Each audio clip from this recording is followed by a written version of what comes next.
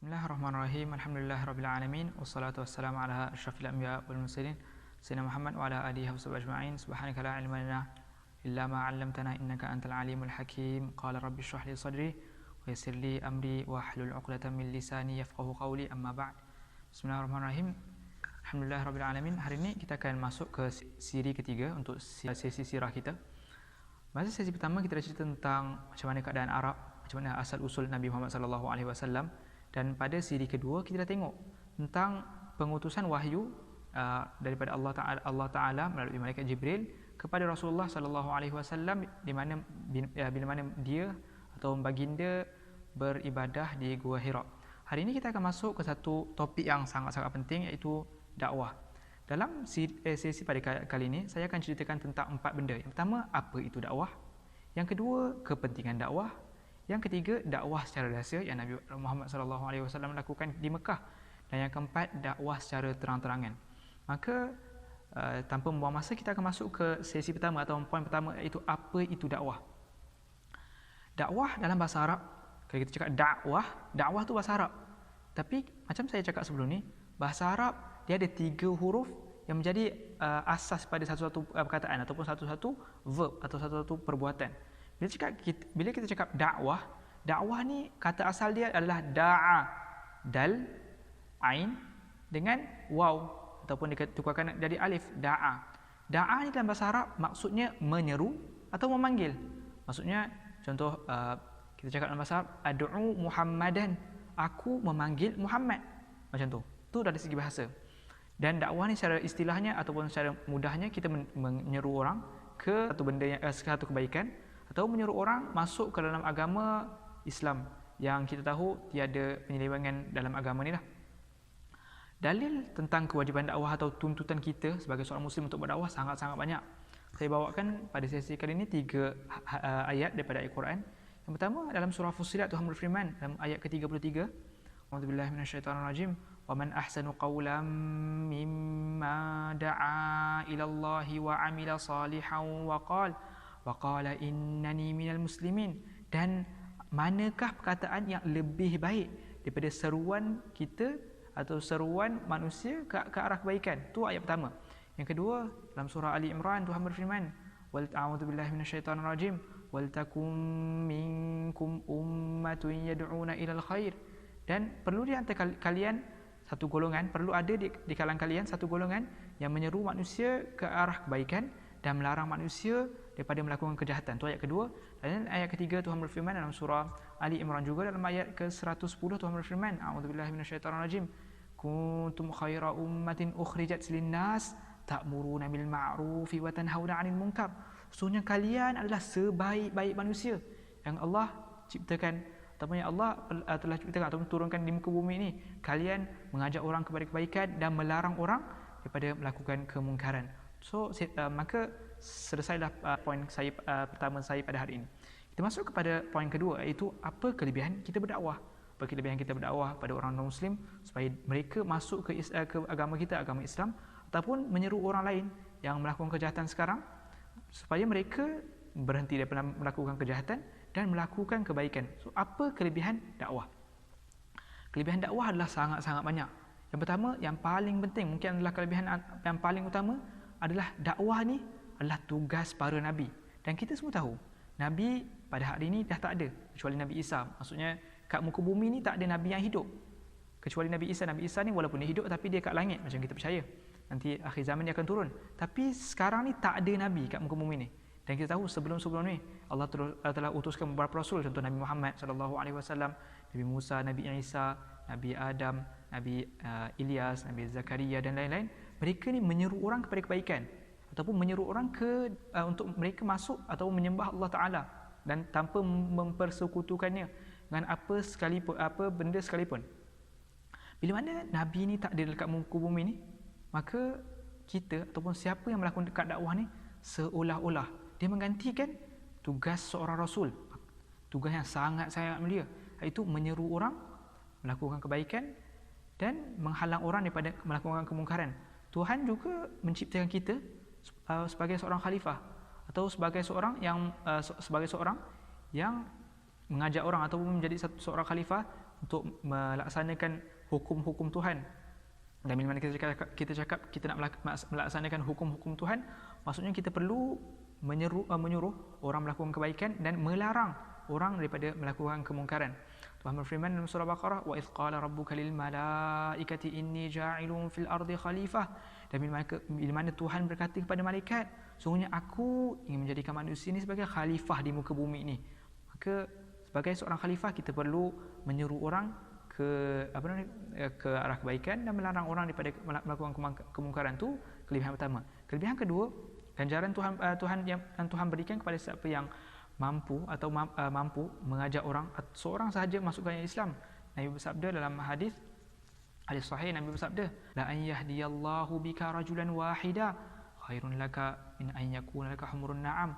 Sungguhnya kalaulah Allah ni ataupun kalaulah kalian dapat menghidayahkan seseorang, maka itu lebih baik daripada unta merah, ataupun lebih baik daripada kalian memiliki unta merah. Dan unta merah ni zaman dulu ni macam Mercedes ataupun satu benda yang sangat-sangat berharga lah. Untuk kalau kereta kita cakap Mercedes, BMW, Volkswagen dan lain-lain lah. Tu kelebihan orang berdakwah atau mengajak orang masuk ke dalam Islam. Dan berdakwah juga kita dapat, antara kelebihan lain berdakwah, kita dapat memanfaatkan waktu kita, waktu lapang ataupun hatta waktu sibuk. Kalau kita mampu menyusun masa kita dapat melakukan dakwah tu lah. Allah dalam surah Asr, surah yang sangat-sangat agung, Allah cakap semua manusia ni dalam kerugian kecuali manusia yang ada 4 ciri. Tuhan berfirman, a'udzubillahi minasyaitonirrajim, wal 'asr, demi masa, innal insana lafi khusr, sungguh semua orang berada dalam kerugian, illal ladzina amanu wa amilus solihat, sungguh kecuali orang yang beriman, itu pertama, yang melakukan kebaikan, wa tawassaw bil haqq, dan berpesan akan kebaikan macam dakwah, wa tawassaw bis sabr, dan berpesan akan kesabaran. Maksudnya empat ciri ni siapa yang ada, maksudnya dia terkeluar daripada apa yang Allah sifatkan sebagai manusia ni dalam keadaan kerugian. Itu antara kelebihan-kelebihan dakwah lah secara ringkas. Ada banyak sangat kelebihan, tapi dalam sesi ni tak sempat kita nak sebut satu-satu. Okey. Poin ketiga tentang dakwah secara rahsia. Nabi SAW bila Allah utuskan wahyu pada dia, utuskan malaikat Jibril, dan malaikat Jibril ni turunkan wahyu kepada Nabi Muhammad dan baca 5 ayat pertama dalam surah Alaq. Tuhan berfirman ataupun Nabi Jibril membacakan, a'udzubillahi minasyaitonirrajim, iqra bismi rabbikal ladzi khalaq, khalaqal insana min 'alaq, iqra wa rabbukal akram alladzi 'allama bil qalam. Lepas ayat tu, sekitar beberapa hari atau beberapa bulan lepas tu, turun satu ayat ataupun turun satu surah. Allah turunkan kepada Nabi yang surah Mudaththir. Allah turunkan, ya ayyuhal mudaththir, wahai orang yang berselimut, qum fa'anzir, bangunlah dan berilah peringatan. Di mana turunnya ayat ni, maksudnya Allah suruh Nabi ni berdakwah, dan qum dalam bahasa Arab adalah kata suruhan. Maksudnya wajib bagi Nabi untuk bangun dan memberi peringatan kepada kaum Quraisy yang mereka ni menyembah berhala yang tak mampu memberikan mudarat maupun manfaat. Kita perlu menyembah Allah. Kaum musyrikin perlu menyembah Allah Ta'ala. Maka Nabi pun mula berdakwah pada kaum musyrikin Mekah. Dan dakwah secara rahsia Nabi ni lakukan dalam 3 tahun. Tapi satu soalan, apa yang Nabi buat dalam 3 tahun? Adakah Nabi, bila kita cakap dakwah secara rahsia, macam mana cara Nabi buat? Dalam fiqh jihad karangan Dr. Yusuf Qardawi, dia kata dakwah secara rahsia ni 3 tahun ni Nabi lakukan dakwah fardiyah, ataupun dengan kata lain dakwah secara individu. Maksudnya Nabi ni dia ada target orang ni baik, berpotensi tinggi, Nabi akan pergi ke seorang tu dan baginda akan mendakwah kepada dia, masuklah ke dalam agama Islam, sembahlah Allah, tinggalkanlah sembahan berhala dan lain-lain, jauhilah zina, jauhilah arak, nikahilah, cara menggauli seorang perempuan perlulah dengan cara yang halal, iaitu dengan nikah dan lain-lain lah, hubungkanlah silaturahim, mesti saling membantu, tidak boleh menzalimi. Itu antara benda yang awal-awal Nabi buat lah. Tapi dalam 3 tahun ni Nabi buat benda tu lah, dakwah fardiyah. Nabi ada target individu-individu yang berpotensi. Dalam 3 tahun ni, dalam Rahib Makhtum karangan Syekh Safiuddin Al-Mubarakfuri, dalam 3 tahun ni Nabi dapat lebih kurang dalam 130 orang lelaki dengan perempuan. Maksudnya campur dua-dua golongan, dia ada 130 orang. Orang yang pertama masuk Islam di khilaf. Maksudnya ada orang kata sekian, ada orang kata sekian, ada orang kata Khadijah, ada orang kata Abu Bakar, ada orang kata Ali dan lain-lain. Tapi secara mudah Abu Hanifah dibuat satu kesimpulan yang sangat-sangat menarik. Abu Hanifah meninggal tahun 150 Hijrah. Dia cakap apa? Orang yang lelaki dewasa pertama masuk Islam adalah Abu Bakar. Perempuan dewasa pertama masuk Islam adalah Khadijah.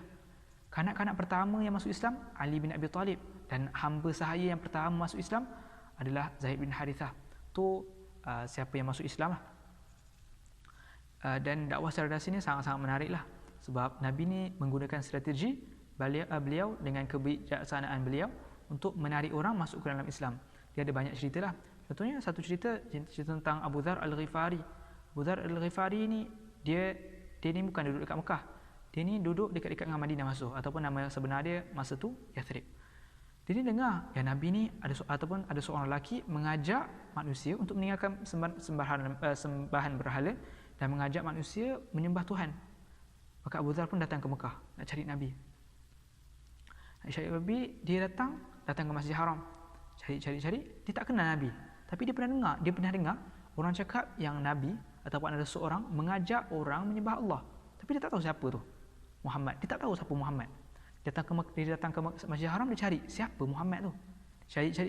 Hari pertama tak jumpa. Lepas tu dia pun tidur. Sebelum dia tidur, Ali bin Abi Talib nampak dia. Lepas tu dia cakap, wahai si Fulan bin si Fulan, aku rasa engkau ni orang asing ataupun engkau ni orang musafir. Maka ikutlah aku ke rumah aku, tidurlah di rumah aku. Lepas tu Abu Dhar pun ikut ke rumah Ali dan dia pun tidur. Besok pagi, hari kedua, Abu Dhar pergi balik masjid tu. Masjid Haram dan pergi ke sekitar Kaabah. Dia cari siapa Nabi ataupun siapa gerangan orang yang mengajak menyembah Allah Ta'ala. Cari, tak jumpa juga. Malam dia nak tidur kat Masjid Haram. Ali jumpa balik dia.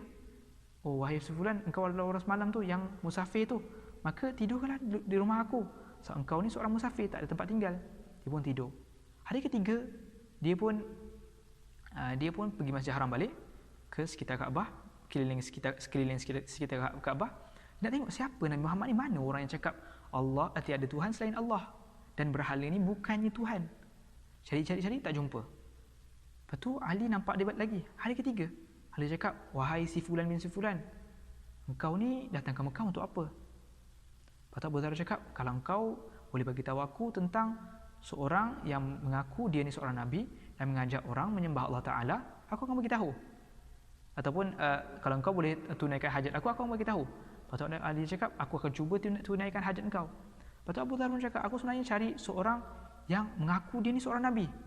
Dan seorang tu, dia mengajak orang menyembah Allah Ta'ala dan menghalang orang daripada menyembah berhala. Dia mengajak kepada kebaikan, suruh silaturahim perlu kuat, tak boleh zalim, tak boleh berzina, tak boleh minum arak. Lepas tu Ali cakap, wah, aku tahu orang tu, tapi sekarang ni rahsia benda tu. Kau ikut aku. Kalau kau ikut belakang aku, kalau kau rasa ada orang mengintip, aku akan buat betul-betulkan kasut. Maksudnya macam tali kasut dia terbuka gitu. Lepas tu kau jalan terus. Bila orang yang mengintip tu dah pergi, aku akan ikut kau. Lepas tu dia pun, Abu Dhar pun buat macam tu. Bila ada orang nampak atau mengintip, Ali akan cuba betulkan kasut dia, Abu Dhar akan jalan terus. Lepas tu bila orang tu dah pergi, Ali pun akan ikut Abu Dhar. Dan Abu Dhar akan ikutlah ke rumah Nabi SAW sampai ke rumah Nabi. Dan Abu Dhar, bila Nabi seru dekat Islam, dia terus masuk Islam. Itu antara kelebihan Abu Dhar Al-Ghifari. Dan Ibnu Hajar Al-Asqalani, dia cakap, masa zaman rahsia ni, solat yang kita solat ni telah disyariatkan. Maksudnya orang dah solat lah masa tu. Maksudnya daripada awal Nabi Muhammad SAW terima wahyu ataupun lepas tu sikit, Allah dah syariatkan solat. Tapi solat tu bukannya 5 waktu. 5 waktu lepas tu lah. Cuma solat telah disyariatkan, tu antara ibadah yang awal lah. Maksudnya solat tu menunjukkan kelebihan solat lah. Ini ada beberapa pengajaran yang kita boleh dapat daripada dakwah secara rahsia. Yang pertama, dakwah kita mesti ada taktik. Kita perlu susun taktik kita. Contoh Nabi SAW, kenapa? Mungkin satu persoalan yang timbul, kenapa Nabi ni dia tak mula dengan dakwah secara terang-terangan? Maksudnya boleh je Nabi nak dakwah secara terang-terangan. Kenapa dia nak mula dengan rahsia? Dia ada pengajar, dia tu taktik Nabi. Supaya apa? Supaya Nabi ni boleh kumpul orang, dan bila dah sampai masanya baru dia nak buat secara terang-terangan. Bayangkan kalau Nabi mula-mula sekali dia buat terang-terangan. Bayangkan orang akan bunuh para sahabat awal-awal tu. Contoh para sahabat 4 orang. Orang bunuh semua para sahabat dengan Nabi-Nabi, maka dakwah akan lenyap terus. Maka Nabi nak kumpulkan anasir-anasir ataupun individu-individu yang berpotensi menyebarkan dakwah ni. Nabi nak kumpulkan orang ni. Lepas tu Nabi nak ajar Islam, bila dah kukuh macam Syekh Safiur Rahman Al-Mubarak Fudi cakap ada 130 orang. Bila banyak orang baru dia boleh dakwah secara terang-terangan, baru ada kekuatan untuk berdakwah lah. Tu yang pertama lah. Dan kalau kita perhatikan daripada 130 orang yang Nabi dakwahkan, kita perhatikan yang Nabi ni banyak dakwah orang muda. Sebab apa? Sebab orang muda ni umur dia masih panjang, dan orang muda ni selalunya mampu kita ubah dia punya cara pemikiran.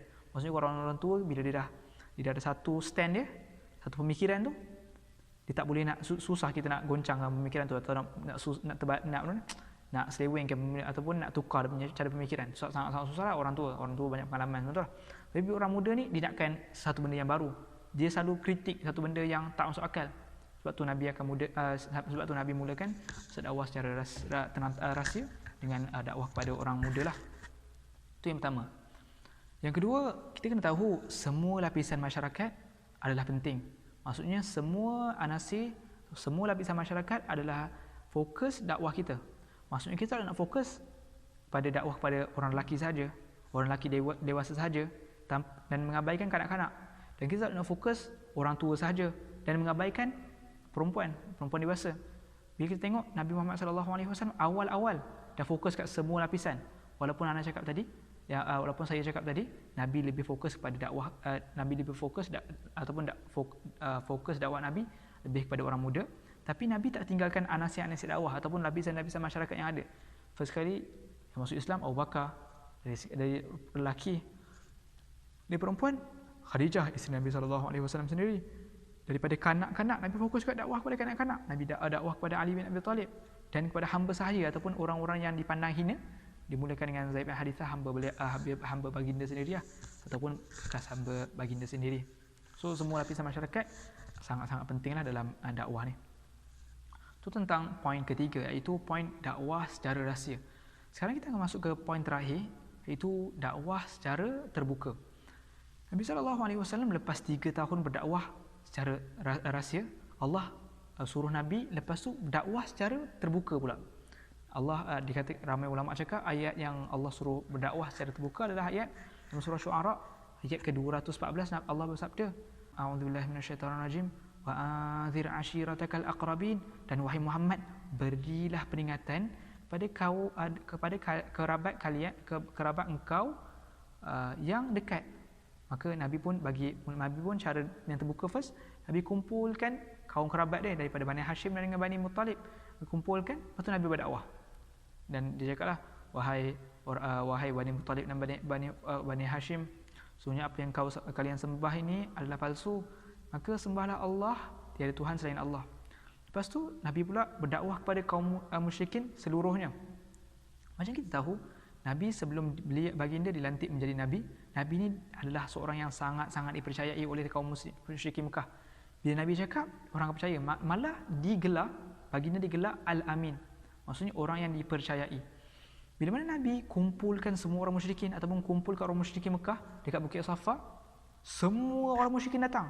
Dan orang musyrikin yang tak mampu datang, contoh dia sakit ataupun dia dah tua, dia akan wakilkan orang untuk datang. Semua pemimpin Quraisy datang. Sebab apa? Seorang yang dipercayai nak cakap. Lepas tu Nabi memulakan, wahai penduduk Quraisy, ara'aitum law anna khailan wara'a hadzal jabal yuridu an yughira 'alaikum wa kuntum musaddiqi. Wahai kaum Quraisy, kalau aku bagi tahu kalian yang ada sepasukan musuh berkuda di belakang bukit tu nak serang kalian, adakah kalian percaya dengan apa yang aku cakap? Mereka bercakap, qalu na'am. Mereka berkata, ya, ma jarrabna 'alaika kadhiba. Sebenarnya kami tak pernah dengar engkau, wahai Muhammad, menipu. Kenapa kau nak tipu? Macam mana kami tak percaya engkau? Sebab engkau ni tak pernah berdusta. Lepas tu Nabi sambung, fa inni nadhirul lakum baina yaday 'adzabin syadid. Sesungguhnya aku mengingatkan kalian, wahai Quraisy, wahai kaum musyrikin Quraisy, akan azab seksa yang sangat-sangat pedih. Lepas tu bangunlah bapa saudara Nabi, Abu Lahab. Dia cakap apa? Tubanlak, celakalah engkau, wahai Muhammad. Kau cakap benda ni, kau kumpulkan kami ni untuk dakwah saja. baik kau cakap ni awal. Tak nak kumpul semua orang dia cakap itu. Maka turunlah surah Al-Masad. Tapi itulah cara permulaan Nabi berdakwah secara terang-terangan, dan Nabi berdakwah secara terang-terangan lebih kurang 10 tahun di Mekah. Sebab kita tahu Nabi Muhammad SAW dia duduk kat Mekah 13 tahun. 3 tahun berdakwah secara rahsia dan 10 tahun berdakwah secara terang-terangan. Antara HQ ataupun pusat berdakwah Nabi adalah di rumah Arqam bin Abi Arqam. Beliau ataupun Arqam bin Abi Arqam ni adalah seorang yang sangat-sangat muda, dikatakan belasan tahun kalau tak silap saya. Tapi satu persoalan, kenapa rumah beliau dipilih menjadi lokasi dakwah ataupun HQ dakwah? Yang pertama, beliau ni sangat-sangat muda. Bila orang yang sangat-sangat muda, contohnya belasan tahun, orang ni tak boleh nak agak dia ni ada rumah ke tak ada rumah. Selalunya orang yang belasan tahun ni tak ada rumah. Bila mana tak ada rumah, orang tak akan syak apa-apa bila masuk ke rumah orang tua dia. Maksudnya Arqam ni contoh tinggal dengan mak ayah dia. Orang bila masuk rumah tu, dia tak syak apa-apa lah, sebab dia ingat nak jumpa dengan Arqam bin Abi Arqam ataupun dengan ayah atau ibu ataupun keluarga Arqam bin Abi Arqam. So tak ada syak. Yang kedua, dikatakan ayah Arqam bin Abi Arqam ni seorang yang buta. Maka dia tak nampak apa yang Nabi Muhammad SAW lakukan. Yang kedua, Arqam bin Abi Arqam, rumah dia dekat dengan Kaabah. Rumah dia di kaki Bukit Safa. Kalau Bukit Safa dalam lebih kurang dalam 300 hingga 400 meter lah daripada Kaabah. Lebih kurang lah kalau jalan straight itu. So tu antara sebab rumah Arqam bin Abi Arqam dipilih menjadi satu HQ dakwah lah masa dakwah secara terbuka. Pada sesi kali ini seterusnya, saya akan ceritakan beberapa penentangan kaum musyrikin Mekah yang mereka lakukan kepada Nabi Muhammad SAW. Yang pertama, dia ada banyak, ada satu, dua. Yang pertama, dia memburukkan dakwah Nabi. Yang kedua, mengancam Nabi SAW. Yang ketiga, menyeksa, negosiasi, bunuh dan boikot. Dalam cara bentuk-bentuk penentangan kaum Quraisy, saya akan tunjukkan dalam sesi kali ini yang bentuk-bentuk penentangan kaum musyrikin Mekah ni sama dengan bentuk-bentuk penentangan orang kafir terhadap nabi-nabi terdahulu. Nanti saya akan tunjukkan dalam sesi kali ini. Yang pertama, memburukkan dakwah Nabi. Maksudnya bila orang ni cakap apa dia? Bila Nabi cakap Nabi menyeru kepada Allah, Nabi suruh orang musyrikin Mekah sembah Allah Taala, meninggalkan berhala. Orang akan cakap, ni ahli sihir. Inilah orang gila tu. Inilah yang penyihir ni. Penyihir. Nabi ni penyihir ataupun orang gila. Itulah orang gila tu. Dia akan cakap gitu. Dia memburuk-burukkan dakwah Nabi buat. Tapi kita kena tahu, memburuk-burukkan dakwah orang Islam ni adalah satu bentuk penentangan yang dah lama, yang dah lapuk. Semua penentangan yang Nabi lakukan ni, yang dikenakan Nabi ni, semua orang kafir dah buat sebelum ni. Dalam surah Ghafir, Tuhan berfirman, qala fir'aunu dharuni aqtul Musa wal yad'u rabbah inni akhafu an yubaddila dinakum aw an yuzhira fil ardil fasad. Dan berkata Fir'aun, tinggalkan aku membunuh Musa, biarkan aku membunuh Musa. Dharuni aqtul Musa wal yad'u rabbah, dan biarlah Musa ni berdoa kepada Tuhan dia. Inni akhafu an yubaddila dinakum. Ni Fir'aun cakap, sesungguhnya aku takut Musa ni memurtadkan kalian daripada agama kalian. Aw an yuzhira fil ardil fasad, ataupun Musa ni merosakkan muka bumi ini. Maka kita nampak kat sini, Fir'aun cuba memburuk-burukkan dakwah Nabi Musa. Dia cakap dakwah Nabi Musa buat ni boleh merosakkan muka bumi ni ataupun memurtadkan kalian daripada agama yang kalian anuti sekarang ni. Itu adalah bentuk penentangan pertama lah.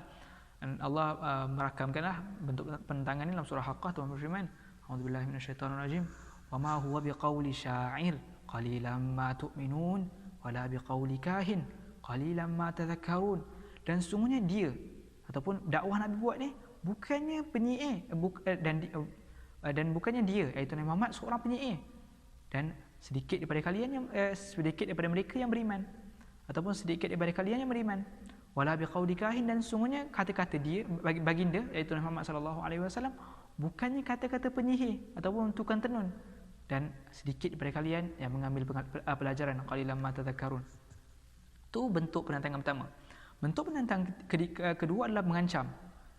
Abu Jahal dia berjanji dekat orang kafir yang dia akan memijak pada Nabi Muhammad SAW kalau baginda sujud dekat depan Kaabah. Satu hari Nabi Muhammad SAW solat dekat depan Kaabah. Lepas tu dia sujud. Lepas tu Abu Jahal datang nak pijak kepala Nabi. Lepas tu tiba-tiba dia berundur ke belakang. Dia jalan ke belakang. Sampai ke tempat pengumpulan orang Quraisy. Tempat meeting orang Quraisy. Lepas tu orang Quraisy cakap, kenapa engkau ni tak pijak kepada Nabi Muhammad? Ataupun kepada Nabi Muhammad? Engkau kata kau nak pijak kepada Nabi Muhammad? Atau dia cakap, aku ni masa nak pijak tu, aku nampak ada satu unta yang sangat-sangat ganas. Kalau aku teruskan pijak Nabi Muhammad ataupun teruskan ke depan, unta ni akan pijak aku ataupun hentam aku. Sebab sebelum tu Abu Jahal mengancam Nabi Muhammad lah, wahai Muhammad, kalau engkau solat kat depan Kaabah ni, aku pijak engkau. Tu ancaman. Dan ancaman ni dah berlaku sebelum tu lagi. Antaranya ancaman Fir'aun terhadap para penyihir. Kita tahu di mana para penyihir yang melawan dengan Nabi Musa alaihissalam kalah. Dia cakap, qalu amanna bi rabbil alamin, dan mereka berkata, sungguhnya kami beriman kepada Tuhan sekalian alam, Rabbi Musa wa Harun, Tuhan Musa dan Tuhan Harun.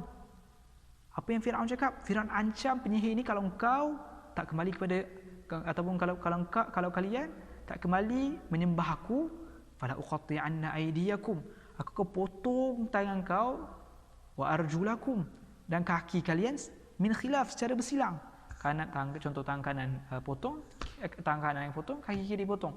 Thumma la usallibannakum ajma'in, dan aku akan salib engkau ataupun salib kalian dekat pohon kurma. Fala uqatti'anna aydiyakum wa la usallibannakum fi judhu'in naql wa la ta'lamunna ayyuna ashaddu 'adhaban wa abqa. Qalu lan nu'thiraka 'ala ma ja'ana minal bayyinati walladhi fatarana. Maka para penyihir itu cakap, kami ni tak akan terkesan dengan ancaman kau, wahai Fir'aun. Sungguhnya, ataupun dengan secara ringkasnya, azab Tuhan lebih kekal.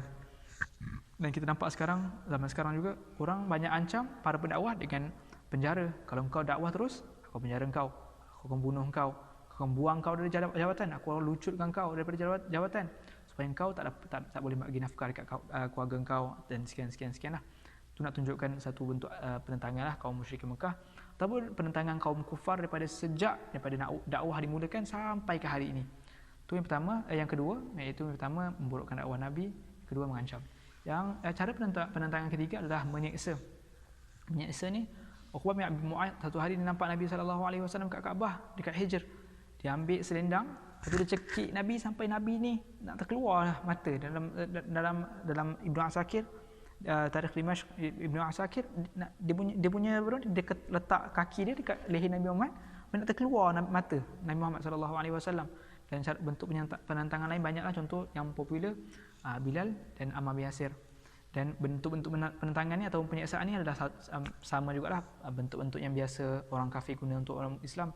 Sebelum tu Tuhan berfirman dalam surah Baqarah, a'udzubillahi minasyaitonirrajim, am hasibtum an tadkhulul jannata wa lamma ya'tikum mathalul ladzina khalau min qablikum massathumul ba'sa'u wad-dharra'u wa zulzilu hatta yaqula ar-rasul wal ladzina amanu ma'ahu mata nasrullah ala inna nasrallahi qarib. Yang kalian rasa kalian boleh masuk syurga, dan kalian tak rasa lagi apa yang orang-orang sebelum kalian rasa. Mereka digoncangkan, maksudnya disiksa sampai tergoncang iman. Sampai dia tanya, adakah pertolongan Tuhan yang dekat? Seolah-olah mereka bertanya, bila pertolongan Tuhan yang datang? Kena goncang, kena siksa sampai nak mati. Ala inna nasrallahi qarib. Maka ketahuilah, sebenarnya pertolongan Tuhan ni adalah sangat-sangat dekat. Itu antara cara lain lah. Dan banyak lagi cara. Contohnya negosiasi, ditawar Nabi Muhammad dengan perempuan, ditawar dengan harta nak jadi raja, dan banyak-banyak lagi lah. Dan bentuk-bentuk ni dah dilakukan oleh kaum-kaum kufar sebelum ni. Contohnya bila Nabi Sulaiman dakwah kepada Ratu Balqis. Ratu Balqis hantar orang untuk menyuap atau merasuah Nabi Sulaiman. Ini dirakamkan oleh Tuhan sendiri, Tuhan sekian alam, dalam surah Naml. Tuhan berfirman, wa inni mursilatun ilaihim bihadiyatin fanadhiratun bima yarji'ul mursalun. Allah menghikayatkan kata-kata Ratu Balqis, soalnya aku akan utuskan beberapa utusan dengan hadiah, supaya dengan harapan Nabi Sulaiman ni berhenti daripada berdakwah. Maka di sini saja, ataupun dah tamatlah sudah sesi ketiga, iaitu sesi dakwah Nabi SAW, dan saya dah terangkan 4 poin penting. Yang pertama, apa itu dakwah, kelebihan dakwah. Yang ketiga, dakwah secara rahsia, dan keempat, dakwah secara terang-terangan. Maka saya harap kita dapat mengambil pengajaran daripada sesi ketiga ini. Wabillahi taufiq. Assalamualaikum warahmatullahi taala wabarakatuh.